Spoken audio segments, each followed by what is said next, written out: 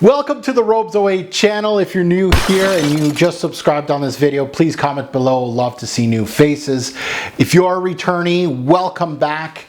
And you know how much I love my Aqua Allegoria line from the House of Guerlain. We're going to be talking about one today. The test drive today is on the House of Guerlain, of course, and the underappreciated Aqua Allegoria line that I absolutely love. This is a tea-based fragrance from the line called Teazzurra.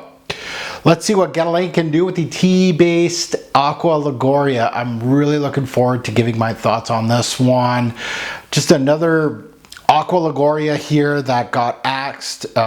These are quick to get axed. Like I say in previous videos, they get discontinued. However, was this a hidden gem? Or was it just actually worth being removed from the line because it just didn't sell?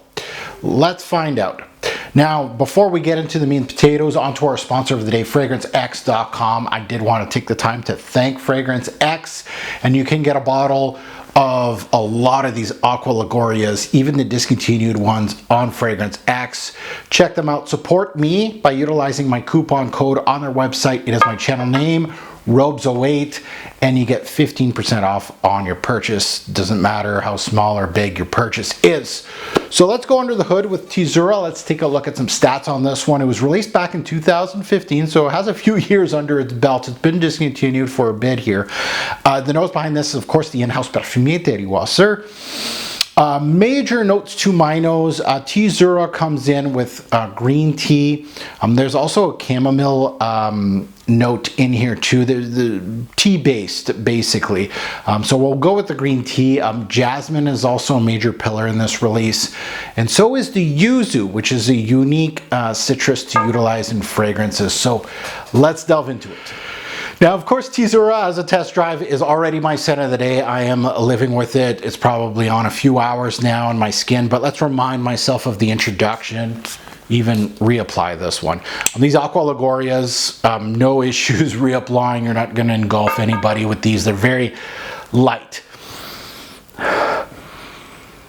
And this one shows, it shows the picture of tea. So the Aqua Allegoria line is known for summer and spring scents. So coming in, I knew this was going to be a clean, uplifting tea-based scent and not a darker, warmer one.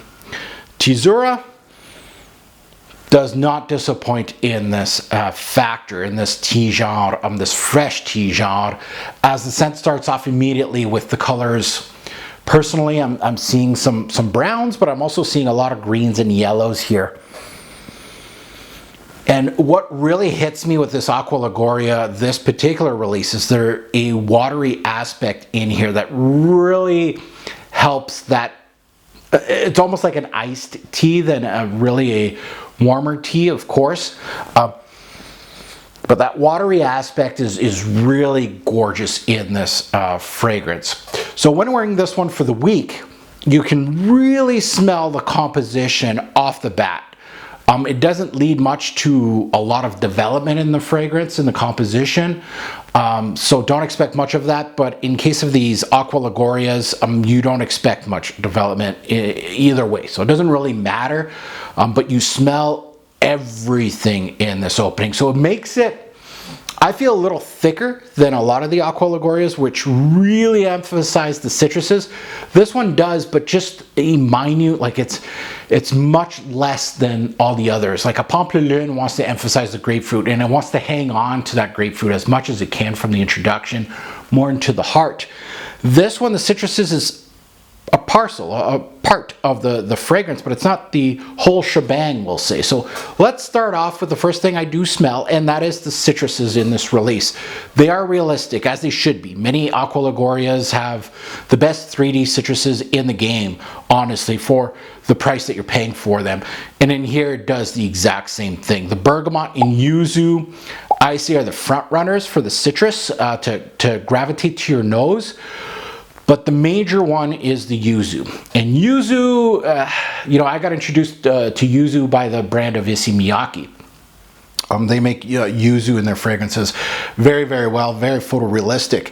And the yuzu in this particular release really stands out, really shines in this release. It gives it what you come to expect from the yuzu note: sparkling, but also at the same time a little tart and bitter at the same time. That's the kind of scent profile that you do get from the yuzu.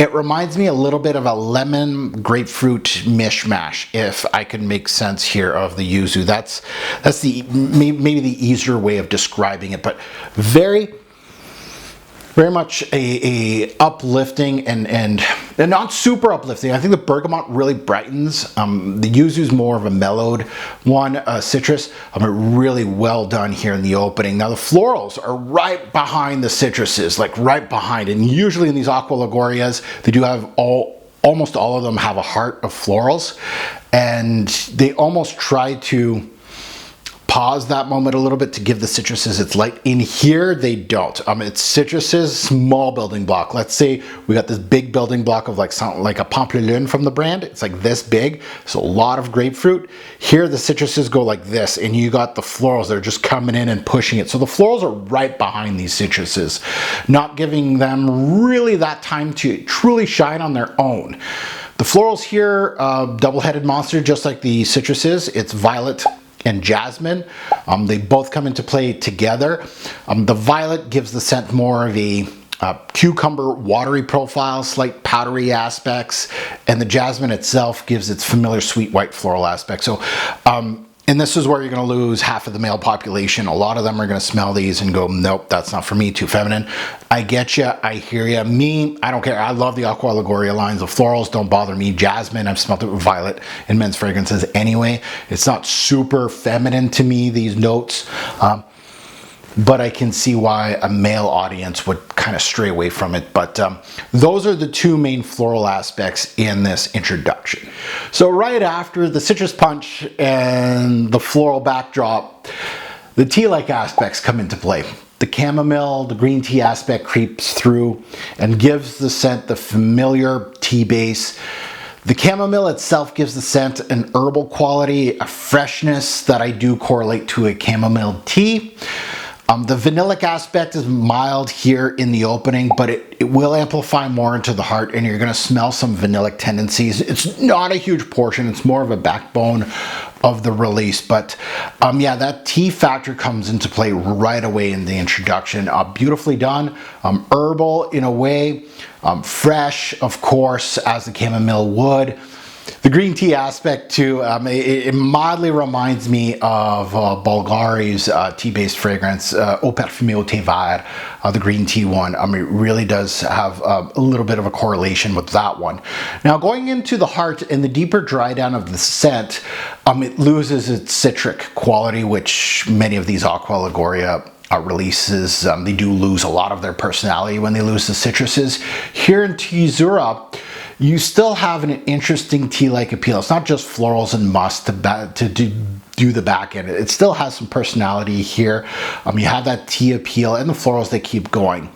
The vanillic touch starts creeping up a little bit more into the foreground here, but never goes too sweet or too vanillic, leaving the main idea of, you know, florals and tea alone. It leaves it alone, and it's just backing it.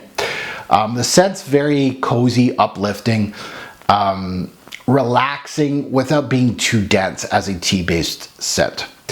The longer it lasts, the more you lose the interesting florals and the tea, and now you're pretty much left with a rather simplistic musky vanilla backer. So it gives it a musky vanillic backbone, just to keep the scent alive, to give it more hours on your skin, just to be simply put. Overall, Teazzurra does the same as the rest of the line. It's very minimalistic experience, but it's a solid one. This fragrance shows a really excellent punch of citruses off the bat, a really excellent tea note, some florals, and a little bit of an aquatic tinge here.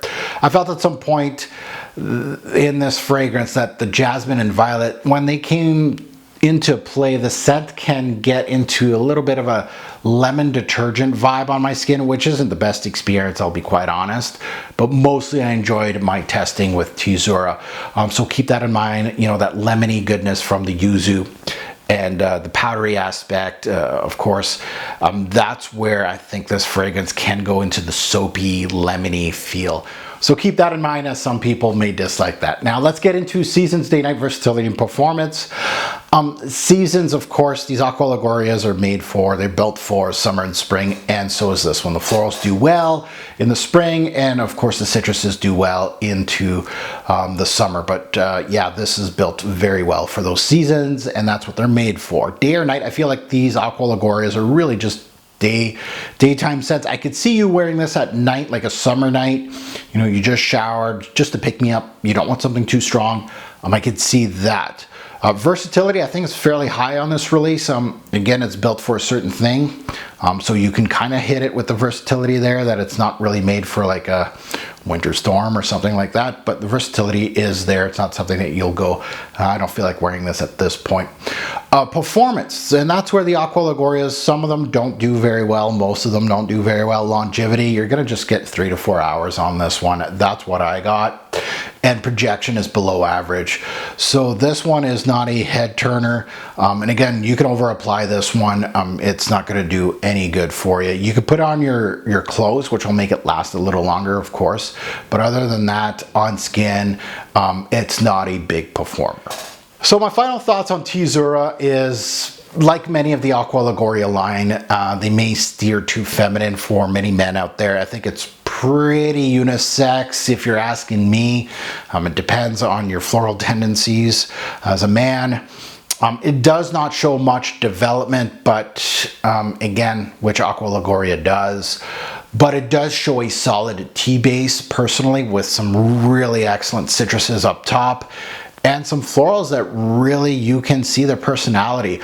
I don't think this one is a showstopper like an Herba Fresca or a Pamplemousse from the brand, which are ones that I absolutely feel that you should get.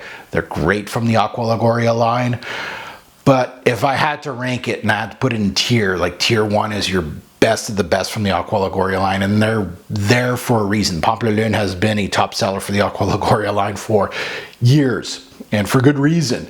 I'd put this in more of a second tier. I don't think it's bad as an Aqua Allegoria line. I think it has its place. I really do like the tea. I love a thin tea and a thick tea based fragrance, but this one's more of the thin one. But a second tier fragrance from the Aqua Allegoria line that I would search out. If you can find it, especially if this sounds interesting to you, these can be found at discounters for $40 to $70 to $80, give or take, depending on which discounter you go to. This one, of course, discontinued, so it'll be a little harder to find. But at the end of the day, I think it's a solid one from the line. Now I'm done with Teazzurra. It's time for you to hit us up in the comments below. What do you think of this particular fragrance? Good, bad, and the ugly? Please let us know. I'm looking forward to reading your comments. And as always, a great report fragrance will make a lasting impression. Choose your scent wisely. Thanks for watching, YouTube. Have a good one.